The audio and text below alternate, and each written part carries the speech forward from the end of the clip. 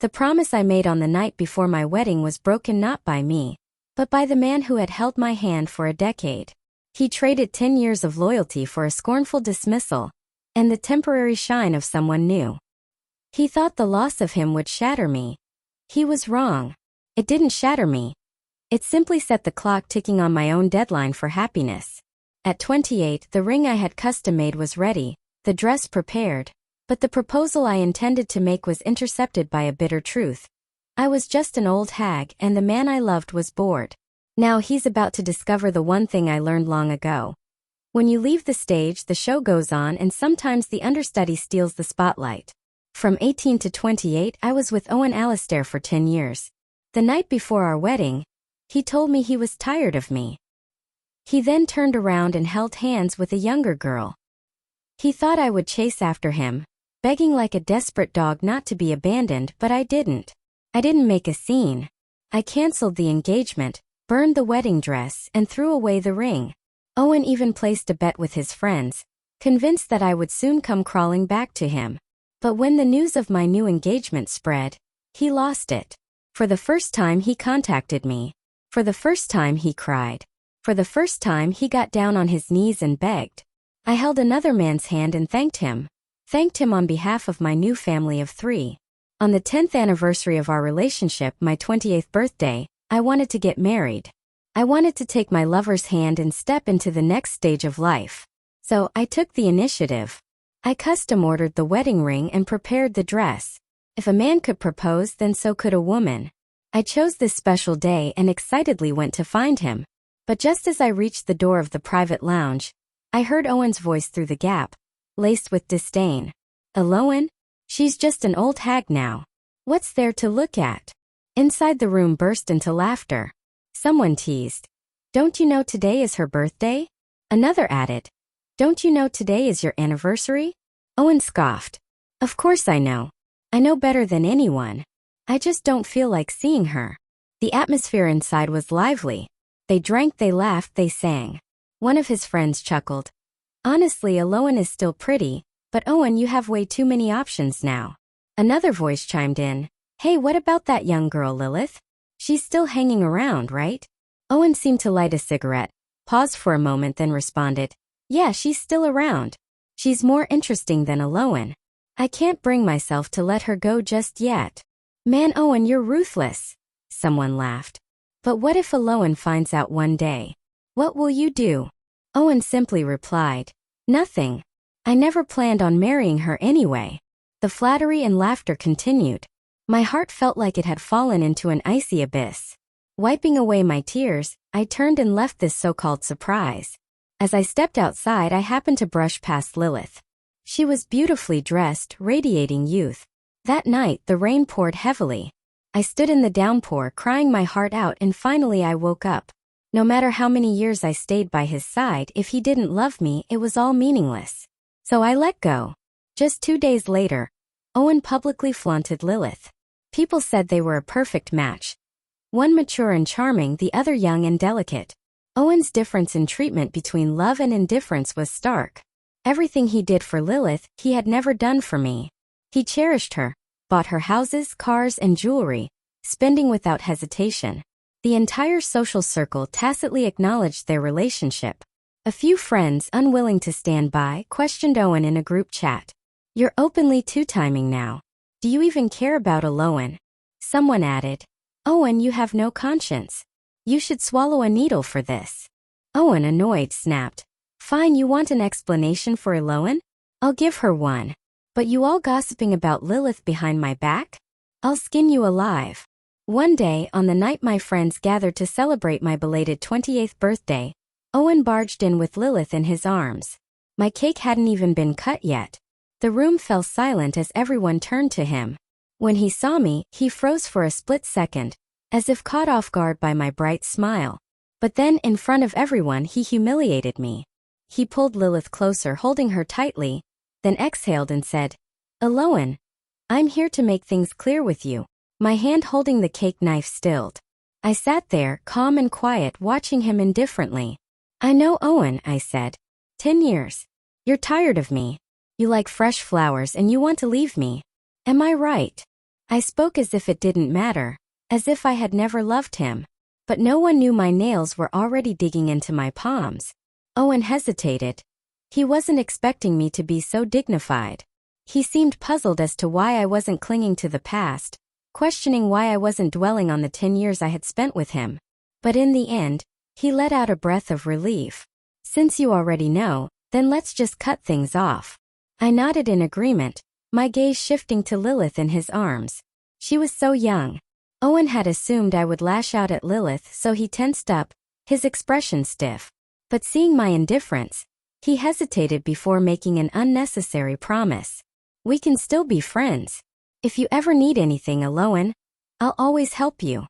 I smiled faintly, then stood up and walked away. That won't be necessary, Owen. You always demanded absolute loyalty and devotion in every one of your relationships. Since you have failed to give that to me, you should at least give it to Miss Lilith. I had lost my appetite for cake, so I gathered my friends and left. As I walked away, I heard whispers behind me. Owen, you went too far this time. Owen didn't even do anything wrong. Even those who used to mock me alongside Owen couldn't help but feel sympathy. But only Owen sounded frustrated, his voice sharp with irritation. What are you all whining about? Owen has been clinging to me for 10 years. She won't leave. I know her. Want to bet? His friends cursed at him, calling him an idiot. He took it all in stride, laughing as he added, she'll be back within a month. I, on the other hand, only wanted him to disappear completely. But everyone knew Owen was obsessed with me down to his bones. Lilith's voice, filled with grievance, cut through the air. If she comes back, then what about me, Mr. Alistair? Owen pinched Lilith's cheek and chuckled. You? You're my sweetheart, of course. But you need to be good. Otherwise, I'll toss you out too. I walked away in my heels, never looking back, laughing but bitter inside. The night before I moved out of Owen's house, my custom wedding dress arrived.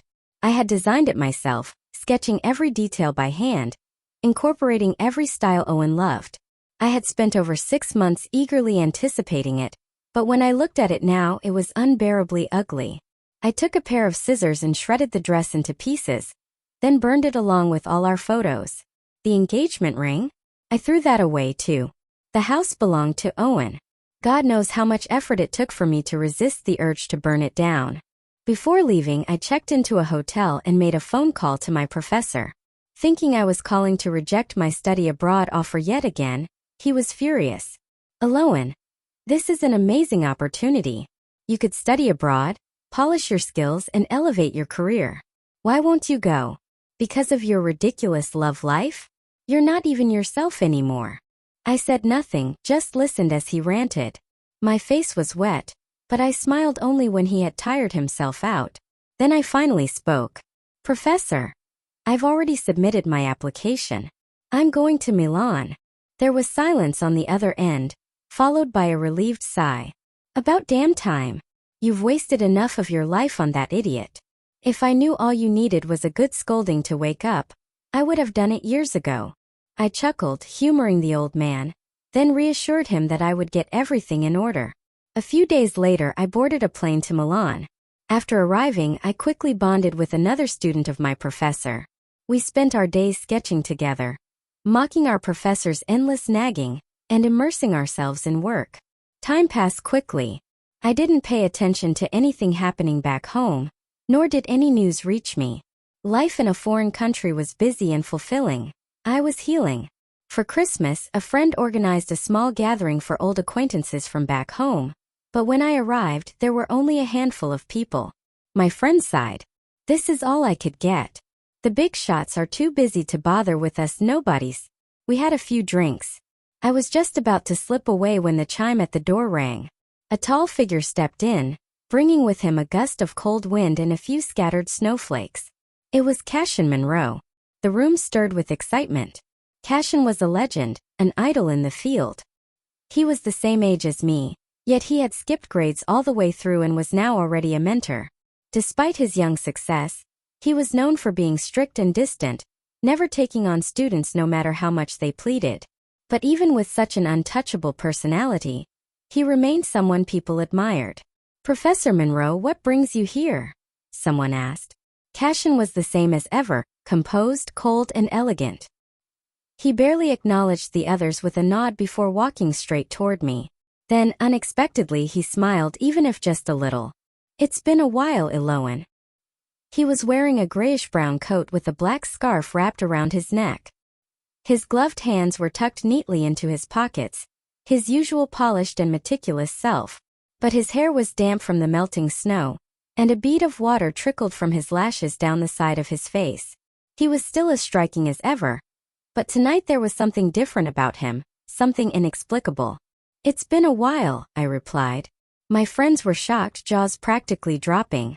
"You know Professor Monroe?" I laughed lightly, turning to my friend. "Yeah, I do." Cashin followed my words with a gentlemanly smile. Then he looked at me. "Are you leaving?" I nodded, touching my flushed cheek. "Yeah, a little tipsy." "I'll take you home," he offered. My friends immediately pulled at my sleeve, giving me knowing looks and grinning like nosy ants. I hesitated for a moment, then nodded, following Cashin out the door. It wasn't until I stepped outside that it hit me. Had he come all this way just for me? That's when I noticed the umbrella in his hand. If he had brought an umbrella, why were his shoulders and hair still damp? Cashin tilted the umbrella toward me. The wind was strong. It wasn't convenient to use it while walking. I glanced up at him. Then why not just walk slower? He paused for a moment, looking at me with a deep, unreadable gaze. Then in a quiet voice he said, "Eloan, I missed my chance when we were 18. I've already waited 10 years. My heart trembled. When we arrived at my apartment building, Cashin handed me the umbrella. "The weather here isn't like back home. It's unpredictable. Better to be prepared." I politely thanked him but didn't take the umbrella. Instead, I looked at him and said, "Come upstairs for a bit. It's still early. Maybe have a cup of tea." He hesitated for a moment, not answering, but then without a word, he reached up and unfastened his seat belt. We stepped out of the car, and I found myself once again standing under the tilted umbrella. I felt dazed for a second, suddenly reminded of that rainy night on my 28th birthday, how I had walked home completely drenched without an umbrella. And now, even though there was no rain, just soft and slow falling snow, someone was here holding an umbrella over me. "Thank you for taking me home tonight," I said.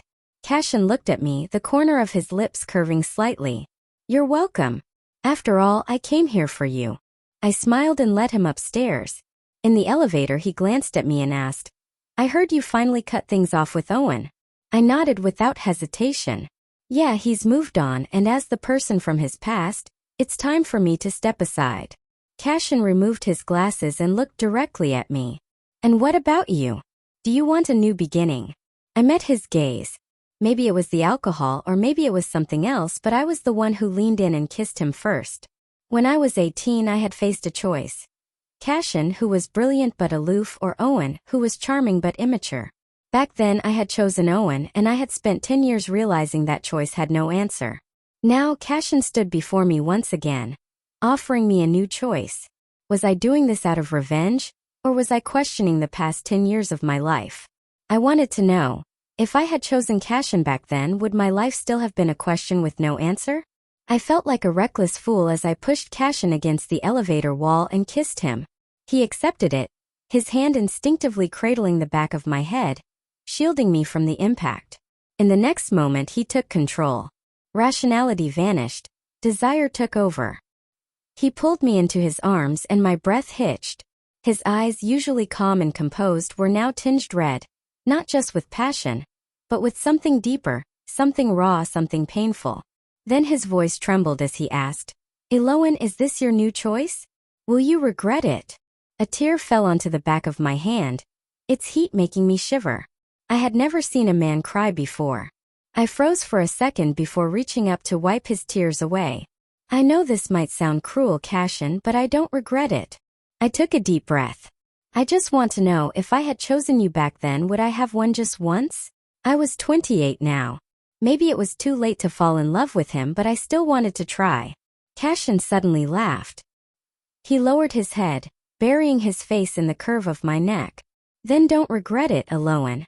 You spent enough of your life regretting." And so we lost ourselves in that reckless night. From the elevator to my apartment, We kissed feverishly, leaving a trail of discarded clothing behind. From the couch to the balcony, the city lights blurred around us.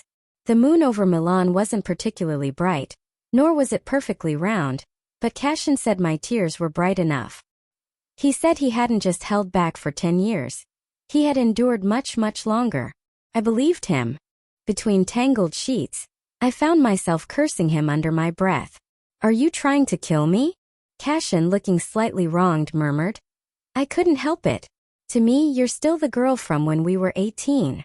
The alcohol had long since faded, lost between our kisses. When everything was over, he carried me to the bathroom, settling me into the warm water. He held me from behind, his fingers gently rocking my shoulders. "Eloan, tell me you won't look back, that you won't leave me." Cashin had always been starved for love. His love had always been one-sided, without any hope of being returned. And now that I had slept with him, all he wanted was a promise, a little certainty, a bit of reassurance. Through the swirling steam, I leaned in and kissed him. "I won't look back, Cashin. We're not kids anymore. Let's try this. Let's see where it takes us." My heart had been empty for too long. Maybe now I could try filling it with him completely. He didn't say anything for a while. My forehead was burning against his, but he only held me closer. Finally, he whispered, "You're the one who started this, Eloan. Keep your word." I had never been good with emotions, always too blunt, too careless with people's feelings. But this time I cared. "Eloan," he murmured, "please love me." I chuckled and kissed him again. "Looking forward to it, Professor Monroe." Later, I got a call from an old friend back home while Cashin was fumbling with the flowers on our balcony, trying to figure out why they had died. For someone so skilled in design, his hands were shaking ridiculously as he explained himself. "I didn't know plants could drown. I just watered them a little too much." I sighed, exasperated but amused. Over the past month, I had come to learn all his quirks. His seriousness, his occasional cluelessness, and the way he tried to make up for his mistakes. I grabbed his hand. "These hands should stick to sketching designs, not killing my flowers. I have a collection launching next month, Professor Monroe. Focus on that instead of terrorizing my plants." Cashin pursed his lips, clearly sulking, but after a pause he nodded. Then he leaned down to steal a kiss, probably checking if I was still mad. He was the one who handed me my phone, looking a little nervous when he saw the number. I took it calmly. "Eloan, you've been abroad for a month without saying a word to us. Some friend you are," the caller teased. I said nothing, waiting for what came next. He was one of Owen Alastair's old drinking buddies, someone I had no interest in keeping in touch with. After a brief silence, he cleared his throat and asked, "So when are you coming back? Everyone misses you. Living overseas must be rough, right? Wouldn't it be better to come home and build your career here?" I cut him off with a distant smile. "I don't have any plans to return home for now. Where I choose to build my career is my decision." "What exactly are you trying to say?" Before I could get an answer, there was a scuffle on the other end of the call, followed by the abrupt sound of the line disconnecting. I stared at my phone unimpressed, then set it aside. Cashin pulled me into his arms, his brows furrowed tightly. "What's wrong? You look worried." He shook his head but held me even closer. Meanwhile, in a private lounge back home, Owen Alastair smashed his friend's phone against the table, shattering it into pieces. "What the hell is your problem, Owen? Why break my phone?" his friend complained. Owen ignored him. He stood up, grabbed a few glasses, and hurled them to the floor.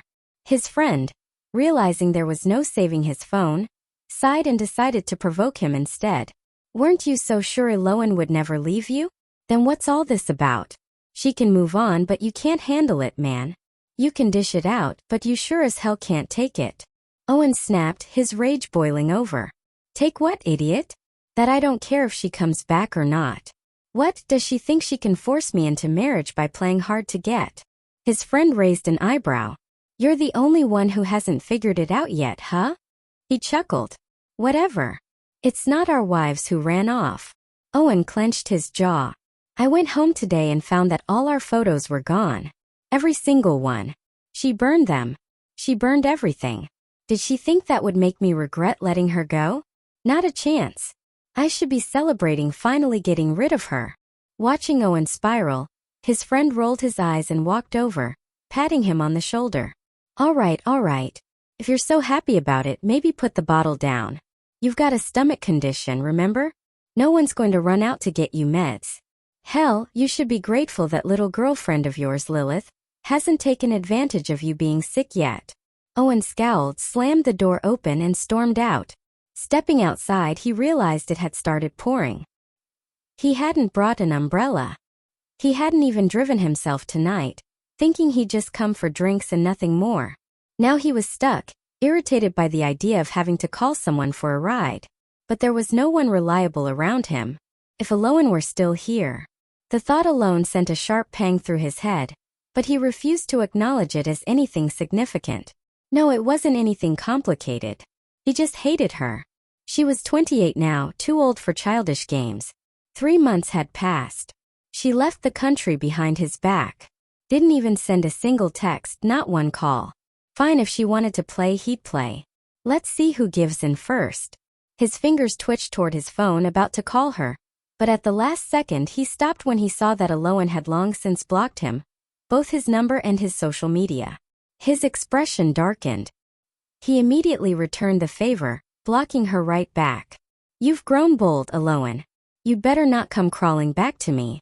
Even if you kneel and beg me to marry you, I won't even spare you a glance. In Milan I barely had time to breathe. I had poured my heart into my upcoming fashion collection, and Cashin had noticed every effort I made.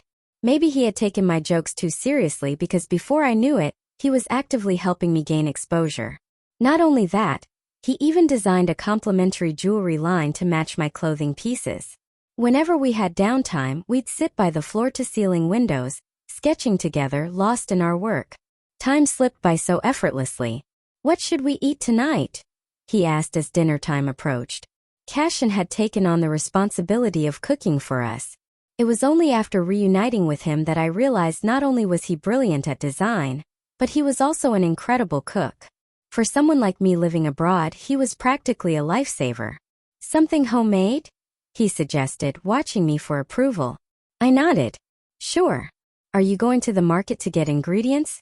Or should we just go to that Chinese restaurant downtown? Cashin scoffed, looking almost offended. Do you think any restaurant has better food than what I make? I smirked. Confident, are we? He nodded smugly. Stay in. I'll even make dessert for you. Great. How much are you charging for this, Professor Monroe? I teased, setting aside my sketches. Before I could react, he pulled me into a sudden embrace. No kisses, no teasing, just a quiet, lingering hug. This is your tip, he murmured. The more time I spent with Cashin, the softer my heart became. Once upon a time, I once believed that Owen would be devoted to me until we were old and gray. Reality, however, slapped me in the face. For 10 years I had chased something, longed for something, craved something in love, and yet in the end, it was given to me effortlessly by the very person I had overlooked in my youth. I never pretended to be some noble, virtuous person. When I was 18, I made my choice because of a fleeting heartbeat, a moment of infatuation. But at 28, my decision was no longer just about passion or pursuit. I knew what I wanted now. I wanted to be someone's priority. I wanted a career, a family, children. So when I discovered Owen had cheated, I took my time clearing my heart of him. In less than a week, I cut him off completely. In just a few months, I let Cashin in. All I had wanted was a home. At first, I thought I was using Cashin to get back at Owen to fulfill my own plans. But now, looking at him, I realized I loved him. Sometimes falling for someone isn't a conscious decision. That night, we paired our simple homemade dinner with a bottle of red wine. Cashin laughed at my odd choice of pairing, but I only clinked my glass against his. Later that night, we took another step forward in our relationship. Fully sober, fully aware, fully responsible for our choices. I didn't understand why, despite my promise to love him, Cashin always seemed to feel unworthy. Why was he always the one trying to please me? So as we lay there, fingers intertwined, I gently reached for the ring I had custom-made and slid it toward his ring finger. Cashin, I need to take responsibility for my choice, I whispered. Will you marry me? I might have been the first person to propose in bed, Still breathless, tears clinging to my lashes. Cashin froze mid-motion, his body stiff, as if someone had pressed pause on him. His eyes turned glassy, his breath hitching in his throat. Of course I will," he finally said. The moment the ring slipped onto his finger, he completely stilled. We were still tangled up in an awkward position, but his attention was fixed solely on the ring. After a long while, he finally lowered his head and pressed a soft kiss to my lips. "You proposed, Aloan. No takebacks, no running away." I was so exasperated that I almost laughed. "I won't. I promised." Then with a swift kick to his chest, I snapped him out of his daze. He held me tightly and chuckled. "I know how to make sure you don't run." "How?" I narrowed my eyes. "Let's have a baby." I blushed furiously, shoving him away. What kind of twisted logic is that? While we were finding happiness, someone else was drowning in frustration. Owen didn't even know what was wrong with him anymore. He had convinced himself that he adored Lilith, that she was exactly his type, and yet he was the one who pushed her away. Day by day, time passed, but Aloan was completely silent. It was as if she had died, no calls, no messages, nothing. At some point, Owen had even removed her number from his block list, telling himself that if she called, if she cried, if she begged, he'd consider giving her another chance. But she didn't. 100 days had passed and still nothing. Lilith wasn't satisfied. She clung to him, demanding, "What did I do wrong? I thought I was exactly what you wanted. I'm young, I'm beautiful. Isn't that what you like? So why are you throwing me away?" Lilith was just a girl, new to the real world. Maybe she had truly given her heart to him, and yet despite her efforts, despite her beauty, despite everything she did right, she was still discarded. And Owen? He gave her only 2 words in response. "I'm bored." That was the final verdict, the same one he had handed to Aloan. Lilith finally understood. She let out a bitter laugh as she pocketed the check Owen had given her. "You got tired of 10 years of love. You got tired of a 10-week fling. What's next?" 10 days. Owen didn't respond. She looked at him, unimpressed. "You don't even know what you want, do you?" At least she still had her pride. Before leaving, she sneered at him one last time. "Let me tell you something, Owen. The people you push away never come back. And I'm not just talking about myself." She smirked. "Last time I came looking for you, I ran into her. She walked right past me that day. Must have been your 10th anniversary, right? I think I also heard it was his birthday. That old woman left crying that night." "Oh, and I just remembered," Lilith continued, her voice tinged with mockery. "It was pouring rain that night. I saw him clutching a ring box, walking straight into a bar. Pathetic, really." Before she could finish speaking, Owen suddenly grabbed the bottle of liquor in front of him and smashed it onto the ground. Glass shards and alcohol splattered everywhere. The sharp edge of the shattered bottle had sliced a deep gash into his forearm. The room instantly fell silent. Blood dripped down his arm, pooling onto the floor. The wound looked severe, but not a single person moved to help. Owen glared at Lilith. "Get out." Lilith hesitated for a second, then turned and left without another word. Only after she was gone did his so-called friends dare to approach him. "Owen, what the hell was that?" one of them muttered. "You're seriously losing it over this. You got rid of a woman and now you're hurting yourself." But Owen ignored their chatter. He pulled out his phone and dialed Aloan's number, only to be met with silence. He had forgotten that he was still blocked. His face darkened even further. He turned to one of his friends and barked, "Call Aloan." His friend blinked in confusion, looking terrified that his own phone would meet the same fate as the shattered bottle. "Call her what? What do you even want me to say? She and I aren't close, and after all the crap you pulled, she's probably sick of hearing from any of us." Owen roared. "Just tell her I'm hurt. Tell her I got injured. Ask her if she gives a damn." Everyone exchanged glances. So, in the end, Owen was the one who caved first. With no other choice, his friend let out a deep breath and reluctantly dialed Aloan's number. This time, after a long pause, the call connected. Her voice came through, distant and emotionless. "What do you need?" It was the first time she had ever spoken to him like that. So detached, so unfamiliar. Owen said nothing. He just stared at his bleeding arm, watching as the blood dripped onto the floor, forming a dark red puddle. His friend rolled his eyes before trying to sound as friendly as possible. Owen, listen. Owen got hurt pretty bad actually. He just got out of the hospital for his stomach issues a few days ago, and now he's gone and hurt himself again. Can you come back and check on him? The entire room was waiting for her response. Even though Owen kept his expression cold, his ears were subtly perked up. Then from the other end of the line, a man's voice sounded. Owen, let's have the wedding here at this church. The room went deathly silent. It was as if someone had just died. Owen sat frozen, unable to believe what he had just heard. Then came Owen's calm, indifferent voice. I'm busy. Don't call me about unimportant things again. The moment those words registered, Owen snapped. He grabbed the phone and roared into it. What the hell are you busy with, huh? Getting married? Who the hell are you marrying, Owen? Answer me. No response. His friend sighed. She hung up a while ago. Owen slammed his fist against the table. The phone cracked under the impact. His friend nearly collapsed onto the floor, wanting to cry but too afraid to make a sound. Owen clenched his jaw, muttering through gritted teeth. She's lying. She's lying to me, to all of us.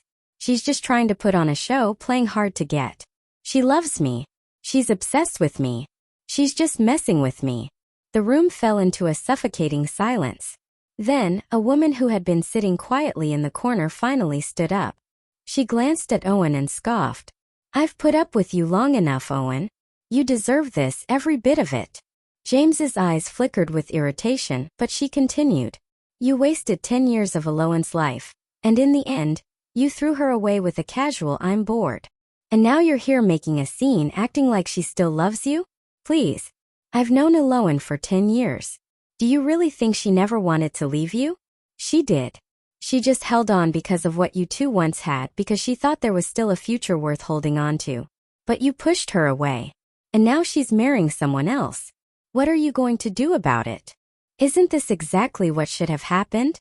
Owen, you're such a piece of trash. You don't deserve to be loved. Owen leaving you was the best decision she ever made. Instead of throwing a tantrum in front of us, why don't you go home and reflect on just how stupid you've been these past few years? After delivering her final blow, the woman swung her purse over her shoulder and walked out, leaving behind a group of stunned people. Even Owen's friend, who had just had his phone shattered, sighed, stood up, and patted him on the shoulder. Owen, think about it. Really think about it and stop dragging the rest of us into your mess. If you can't let go of Owen, why not just apologize? Swallow your damn pride for once. He paused before adding, but what if she never comes back? Are you just going to keep dragging us through your insanity for the rest of your life? With that, he grabbed a few other friends and left. Soon, Owen was the only one left in the private lounge. No way, he muttered under his breath, his voice trembling slightly. For the first time he truly understood what Owen's departure meant, and for the first time he felt something close to fear. Time blurred. His drink had long since gone warm, and the blood from his arm had nearly dried. His lips were pale, but his mind finally snapped into clarity. No way, I'm letting you marry someone else. He bolted out the door, dialing Owen's number as he ran. But Lilith's words kept echoing in his head. The ring that night. Had he actually planned to propose to Owen? As soon as I ended the call, Cashin wrapped his arms around me from behind, resting his forehead against the curve of my neck. His voice was soft, hesitant. Will you blame me? Blame you for what? Cashin sighed, a little sulky. I knew exactly who was on the other end of that call, and yet I still spoke up. I provoked him. Will you hate me for it? Will you go back? Will you feel bad for him? He fired off question after question, not even giving me time to answer. He sounded pitiful, dejected. Only when he finally quieted down did I reply. Of course I knew who it was, and I knew exactly why he called. But I don't love him anymore, Cashin. I felt nothing. I turned in his arms, meeting his eyes. And I knew you said that on purpose, but I liked it. Felt good. Why would I hate you for it? His eyes flickered with surprise. As for going back, of course I have to. I have a design exhibition to attend in a few months, I continued. But not for him. I hesitated before asking, will you come with me? Cashin stared at me for a moment, then suddenly flipped me around and kissed me. Of course I'll go. I'm your husband, aren't I? Our wedding was supposed to be rushed. My work schedule was packed, and I barely had time to plan anything. But Cashin, despite being busy himself, cleared his calendar and took charge of the arrangements. He personally handled every detail, even designing our wedding rings. Meanwhile, I, specializing in fashion design, picked up my pencil again to sketch my own wedding dress. I originally wanted to tailor it to Cashin's preferences, but he stopped me. Design it however you like, he said. You're the bride, not me. But you're the groom, I countered. Cashin smiled. I love you, so whatever you like I like too. I just want you to walk down the aisle in a dress that you truly love. As long as you're wearing the ring I designed, I'll be happy. We respected each other deeply, which meant there was little to fight about. He loved me wholeheartedly, and I in turn was learning how to love him just as much. His insecurities were fading little by little. I wanted things to stay this way. This was the life I wanted. In the end, we decided on 2 ceremonies, one in Milan and one back home. The Milan wedding was small, with no family or teachers nearby. We only invited a handful of close friends and a few respected names in the industry. It was simple but intimate. I thought everything would go smoothly, but someone clearly didn't want me to have my happy ending. Do you, Cashin Monroe, take this woman to be your lawfully wedded wife, to love and to cherish in sickness and in health, for richer or for poorer, for as long as you both shall live? I do. Honestly, I had always thought the whole cold and intimidating persona Cashin had in the professional world was just an act, because the man standing in front of me right now, the one looking at me like a lovesick fool, eyes brimming with unshed tears, was nothing like the untouchable mentor the world thought he was. I teased him about it, but the priest shot me a warning glance. Now to the bride, the priest continued, his voice steady. Eloan, do you take this man to be your lawfully wedded husband, to love and to cherish in sickness and in health, for richer or for poorer, for as long as you both shall live? I looked up at Cashin's hopeful face. I didn't rush to answer. My mind was filled with memories of the time we had spent together. It was almost laughable. 10 years with Owen never gave me the love I longed for, yet in such a short time I had found it with Cashin. I thought I wouldn't get emotional, but looking at him now, seeing his eyes brimming with tears, I found myself tearing up too. Say yes, Cashin whispered, his voice trembling as he cried, afraid I would say something unexpected. A small smile tugged at my lips. Well, if he doesn't want to. Just as I was about to finish my sentence, the last person I ever wanted to see burst into the room. Owen Alastair. Gone was his once polished appearance. He looked worn down, unshaven, exhausted, like he had struggled just to find his way here. And in his hands he clutched a familiar sight, our old engagement rings, the ones I had designed. The red velvet box they were kept in was now dirty, smudged from his grip. But he held it up in front of me as if it were some grand offering. Eloan, stop being mad at me, he pleaded. I found our rings. Let's go back and have the wedding. I already kicked Lilith out. These past few days, he faltered, struggling to get the words out. I miss you. Come back with me. You don't have to work anymore, just be my wife. I'll give you everything you ever wanted. Wasn't marriage with me your dream for the past 10 years? Let's go. Before I could even react, Cashin was already moving. Most people saw Cashin as a composed, distant man, polite but unapproachable, sharp-tongued but a gentleman at heart. So when he suddenly tackled Owen to the ground and started beating him senseless, it shocked everyone. He wasn't holding back. The insults that poured from his mouth were brutal enough to make the priest start crossing himself in horror. Owen quickly fought back, and soon the two of them were in a full-blown brawl. His curses were just as vicious, filled with rage as he accused Cashin of stealing his woman. Just as Owen lunged at him again, I stepped between them, standing protectively in front of Cashin. Try laying a hand on my husband, I said, my voice calm but firm. See what happens. Owen froze, stunned. I placed a hand over my stomach and added, and if you so much as touch him, I won't forgive you for the sake of our child. Cashin's breath hitched. He immediately moved to shield me, his expression shifting from fury to astonishment. Owen, on the other hand, looked like he had been struck by lightning. You're pregnant. I pushed away his trembling hand before it could reach me. I waited for you, Owen, I said slowly. 3 years, then another 3, and another. But you never changed. You made me into a joke. I met his eyes directly. I'm 28 now. I'm not that 18-year-old girl who used to worship you. I choose to stop loving you, and I have every right to fight for my own happiness. Owen stood frozen in disbelief. I continued, I made this clear the day we broke up. I don't want to have anything to do with you anymore.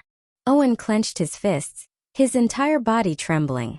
He held up the ring box like it would change my mind. You're lying, he muttered. You were with me for 10 years. You can't just stop loving me. Who the hell would believe that? 10 years. I could have raised a dog in that time, and even it would be loyal to me. How can you just walk away and marry someone else? I didn't respond. Instead, I reached for Cashin's hand and intertwined our fingers. Oh, and let me put it this way, I said. I fell for you at 18. It took me a single class break to decide I liked you.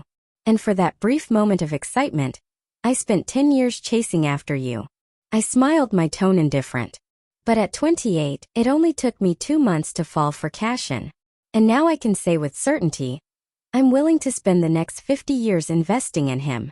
Owen's face drained of color. I don't love you anymore, I continued. I've let go of everything we once had. Whatever we had, I've tossed it to the dogs. His lips parted, but no words came out. Leave, I said. Don't ever come back. With that, I grabbed my bouquet and flung it toward him. The flowers scattered in the air as I turned back to the altar. I faced the priest and declared loud and clear, I do. To this day, I don't remember how Owen left. All I knew was that when I finally looked back, the only thing left behind was that battered red ring box. The past was dark and unchangeable, but the future, our future, was bright. Cashin, still sniffling from earlier, nodded so many times I thought his head might fall off. He took my hand, the one now wearing the ring he had designed, and kissed it reverently. From the moment I met you at 18 until now, he whispered, his voice filled with warmth, you've always been the one I love most. I raised an eyebrow. Well, now you have competition. He blinked. Who? I smirked. The one in my stomach. Cashin laughed. Bright, uninhibited, overjoyed. So, he murmured, pulling me close. Does this mean we're getting closer to your ultimate goal? I kissed him, smiling against his lips. Maybe, I whispered. After all, I did say I'd invest 50 years in you. The end. Thanks for watching. Do not forget to subscribe for more stories.